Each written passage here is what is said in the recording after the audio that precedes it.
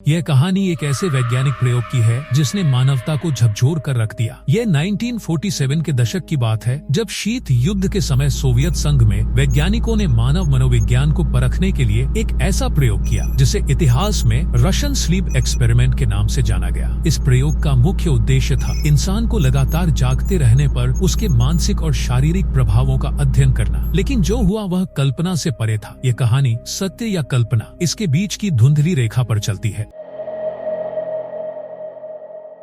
Soviet वैज्ञानिकों ने 5 कैदियों को इस प्रयोग के लिए चुना। इन्हें उन अपराधियों में से चुना गया था जिन्हें उम्र कैद की सजा सुनाई गई थी। उन्हें यह प्रस्ताव दिया गया कि अगर वे इस प्रयोग में भाग लेंगे और सफल होंगे तो उनकी सजा माफ कर दी जाएगी। कैदी सहमत हो गए क्योंकि उनके पास खोने के लिए कुछ नहीं था। कैदियों को एक एयरटाइट कमरे में रखा गया जिसमें ऑक्सीजन की निगरानी के लिए विशेष उपकरण लगाए गए थे। उन्हें स्टिमुलेंट गैस दी गई जो नींद को रोकने के लिए बनाई गई थी। कमरे में खाने पीने की पूरी व्यवस्था थी और हर दीवार पर कैमरे लगे हुए थे ताकि वैज्ञानिक हर हरकत पर नजर रख सके। शुरुआत में सब कुछ सामान्य लग रहा था। शुरुआत के पहले 5 दिनों तक कैदी सामान्य दिखे। वे बातें करते, हंसते और समय बिताने के तरीके ढूंढते। हालांकि वैज्ञानिकों ने देखा कि उनकी बातचीत धीरे धीरे गंभीर और डरावनी होती जा रही थी। जैसे जैसे दिन बीतते गए उनकी आंखों में थकान और बेचैनी झलकने लगी। छठे दिन के बाद से उनकी मानसिक स्थिति बिगड़ने लगी। कैदियों ने एक दूसरे से बात करना लगभग बंद कर दिया। वे कमरे के कोनों में जाकर फुसफुसाते और दीवारों पर अजीब चित्र बनाने लगे। कैमरों में दिखा कि उनमें से कुछ ने खुद को घायल करना शुरू कर दिया था। 11वें दिन तक वैज्ञानिकों ने कमरे से अजीब चिल्लाने की आवाजें सुनी। जब उन्होंने माइक के जरिए कैदियों से बात करने की कोशिश की तो कोई जवाब नहीं मिला। केवल फुसफुसाहट और बेतरतीब चीखें सुनाई दी। कैमरों में धुंध छा गई थी जिससे दृश्यता लगभग खत्म हो गई थी। 14वें दिन वैज्ञानिकों ने दरवाजा खोलने का निर्णय लिया। जब उन्होंने दरवाजा खोला तो अंदर का दृश्य किसी भयानक फिल्म जैसा था। चारों ओर खून और मांस के टुकड़े फैले हुए थे। 5 कैदियों में से केवल 4 जिंदा थे, लेकिन उनकी हालत इंसानों जैसी नहीं थी। उनकी आंखें गड्ढों में धंसी हुई थी, चेहरे पर डरावनी हंसी थी और उनके नाखून में खून था। वे दीवारों पर अपने नाखूनों से खरोच कर कुछ लिखने की कोशिश कर रहे थे। कैदियों से जब पूछा गया